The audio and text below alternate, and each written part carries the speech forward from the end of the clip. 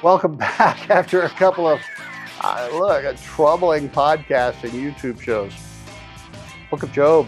Like I said, it's unnerving and frightening and confusing and wonderful all at the same time. And by the way, the wonder of it is just going to blow you away. And it's going to explain so much, even though in the end we may not like it. I get that, right? So the core message is this is how God works. And again, it really is an image of the cross. So you just may be surprised. We're going to talk about it. Welcome to Gospel Rant Podcast and DrBillSenyard YouTube channel. I'm your host, Dr. Bill Senyard. We're free wherever you get podcasts, of course, on YouTube as well. So please subscribe. As always, one of the fastest ways you can help us grow is by leaving your comments below. Thank you sincerely for that. And thanks for making Gospel Rant Podcast one of the top 10% podcasts in the world. Isn't that crazy? Anyway, thank you for listening every week. We hope that it helps to regularly hear about God's love for the unlovable, unloved, unlovely, unworthy, and unlikely. And that's all of us. That's you. That's me. No judgment. It just is on any given day if we were just a little bit honest. All right. So things to watch for as you read and study Job. Number one, Job is not condemned by God. Never. God has no charges pending against Job. He is, humanly speaking, legally speaking, innocent. And, part of the reason is he's used sacrifice, he's used atonement. He understands God requires that. Jesus, the cross, right? So Job is not being punished. He's not being disciplined. So stop saying that, teachers. 2, watch for Job's assessment of his innocence. 3, watch to see if Job legally curses God to his face. Then Satan wins. 4, watch to see if Job ever is out of sync with God. And we know he isn't, God says so. 5, is Job's faith conditional? Any fingerprints of the retributive principle of the 3 friends? So here's Job 7:20. If I have sinned, the Hebrew is chata, what have I done to you, O watcher of men? Why have you made me your target? Have I become a burden to you? Why do you not pardon my offenses? That's the word pasha, and forgive my sins. That's avon. Fascinating choice of words. The 3 words for sin, chata, pasha, and avon, are really the trinity of the words for sin in Hebrew, meaning anything I've ever done that was, off base. Anything, unknown or known. Very important common words in the Old Testament. Well, here's my rough translation of 7:20. So, man watcher, let's say hypothetically that I did fall short of perfection, which I'm not pleading guilty to at all. In the big scheme of things, what real difference does it make to you? What could I have possibly done towards such a beating? Has the strenuous oppression worn you out? Rather, why wouldn't you just take my supposed rebellion off of me and take it on yourself? Just take away my iniquity. So sarcastically, so God, even if I did sin, wouldn't it have been so much easier just to take them off of me? He is claiming innocence, but deeply honors God by arguing that God can and does lift sin from his people. Sacrifice, the cross. This is way before the cross, but that's what God does. That's the nature, that's the desire, the passion of God, the rescue of sinful people. So sarcasm aside, it's a bold statement of the character of God by someone in such pain, such injustice, such suffering, right? So in response to Bildad's formulaic understanding of the perfection of God, Job responds in 9:2, indeed, I know that this is true, but how can a mortal be righteous before God? Well, this is trial language. How can a mere man ever hope to win a lawsuit against God? How can a person prove to God that he's innocent, right? You see the conundrum? How can anyone ever hope to be acquitted when it's God who's the accuser and the judge? What would pursuing litigation against God even look like? Here's Job 9:3. Though one wished to dispute with him, meaning taking him to trial, he couldn't answer him 1 time out of 1,000. His wisdom is profound. His power is vast. Who has resisted him and come out unscathed? Meaning, what good would it do to take God to trial? Job knows that no one could stand up under his cross-examination. That's a very high view of God. And here's my expanded version of 9:14 to 21, and then later 32 to 35. I think this will help. How then can I answer charges from him? What arguments could I possibly make? Even though I am innocent, I cannot answer him. The only semi-reasonable course of action left to me is to beg my judge. Even if I could somehow officially summon God and he actually came to the courtroom, I can't imagine he would really sit there and hear my case. I suspect he would crush me with a storm this time and multiply my wounds for no reason. He would not let me regain my breath, but would overwhelm me with misery. If it is a matter of strength, he is mighty. If it's a matter of justice, who has the social weight to actually summon him? So let's say I go to court before God totally innocent. No doubt I would say something offensive or inappropriate and blow it. Then I wouldn't be innocent anymore. Although blameless, I'm not concerned with myself. I reject my life. God is not a man that I might answer this charge, that we might go to court. If only there were an arbitrator, maybe, someone who has the authority to ensure that both parties abide by the resolution, someone to remove God's rod from me so that God's terror would frighten me no more. Then I would speak up without fear of him, but as it stands now with me, I cannot. Close quote. You see the conundrum. The idea is that Job gets it. There is absolutely no way to settle this complaint against God from a human standpoint. There is nothing, absolutely nothing that he can possibly do to restore his experience of being with God and being in God's favor. That would be paganism. This isn't paganism. God's favor is not purchased by us, it's purchased by him, by his son. So the complaining, the reasoning of what the trial would look like, the imagining of a mediator, nothing that he is aware of could possibly work. Is he out of sync with God? Yes and no. Yes, God is not stalking him, but it sure feels like it. Is God angry at him? No, but it feels like it. Is God being cursed by Job? Absolutely not. High view of God, high view of God's justice. That's why the complaints are so visceral and universal and relatable. His legal questions are valid, his frustration is normal, his heightened metaphors are reasonable. In fact, to be calm and collected would be tragic. It wouldn't make any sense. It would be narcissism. It would be something non-human.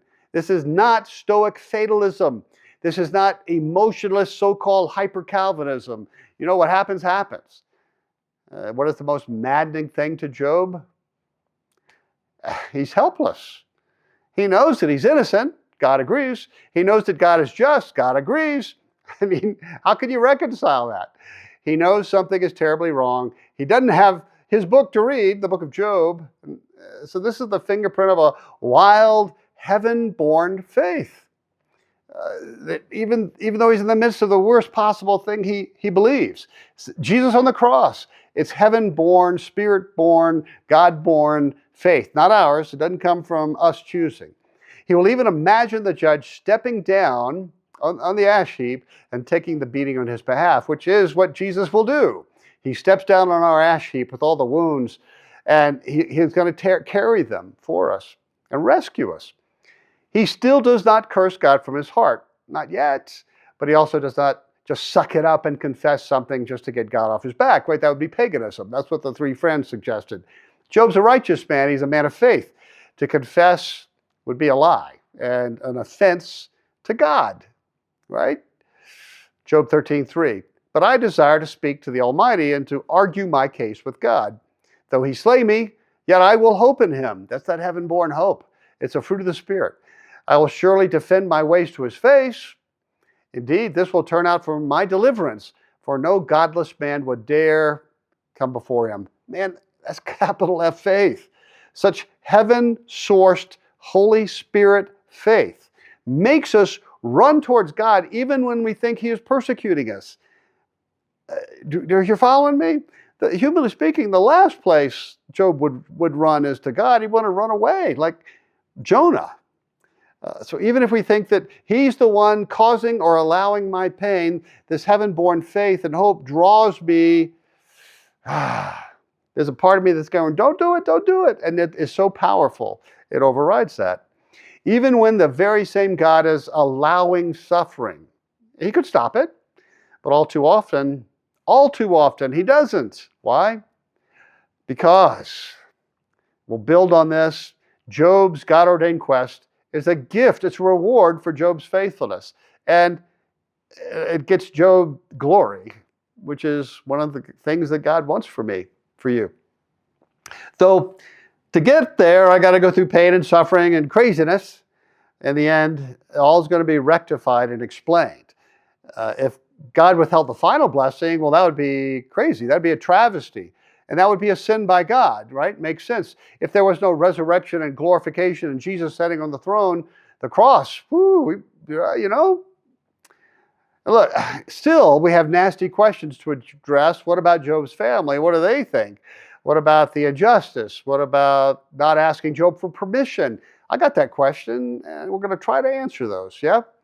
So for now, the readers see two levels of gaming. There's the wager between Satan and God.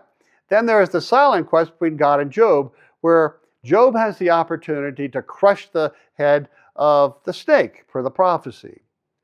And this is what heaven-born faith, spirit-birthed faith can do in such situations. It's one of the reasons you know you have it. It's one of the ways you can see it in other people. Though he slay me, even feeling unjustly, I'm going to trust in him. Where else would I go? So anyway, listen to 13:18, faith-ignited hope. Now that I have prepared my case, I know I will be vindicated. Can anyone bring charges against me? Well, if so, I'll be silent and die. Only grant me these two things, O God, and then I will not hide from you. Withdraw your hand from me and stop frightening me with your terrors. Man, that's so wonderful. Then summon me and I will answer, or let me speak and you reply. How many wrongs and sins have I committed? Show me my offense and my sin. Why do you hide your face and consider me your enemy? Will you torment a wind-blown leaf, meaning a helpless, dead leaf? Will you chase after dry chaff? For you write down bitter things against me and make me inherit the sins of my youth. Is he in sync with the mind of God? Oh, yeah. This is such great God-focused, God-honoring complaint. Don't try to do this on your own. This is a heaven-born thing. He has humbly and publicly recognized that only God can fix this bizarre situation. He can't appease God. That's paganism. This isn't paganism. It's something different. Job 19:7. Though I cry, I've been wronged. I get no response. Though I call for help, there's no justice. He has blocked my way so I cannot pass. He has shrouded my paths in darkness. He has stripped me of my honor and removed the crown from my head. He tears me down on every side till I'm gone. He uproots my hope like a tree. His anger burns against me. He counts me among his enemies. His troops advance in force. They build a siege ramp against me and encamp around my tent. This is great language. He has alienated my brothers from me. My acquaintances are completely estranged from me. Though I cry violence, Hamas, there is no help. It feels like God, says Job, is treating me like an enemy. That's what it feels like. He's not, but that's what it feels like. He's blocked in like a siege. Those were dehumanizing. God has removed him from his former seat of honor. Is he in sync? Yeah, he's in sync with God. This is a stunning ancient complaint language. For some of you, this is very frightening that anyone would speak to God this way.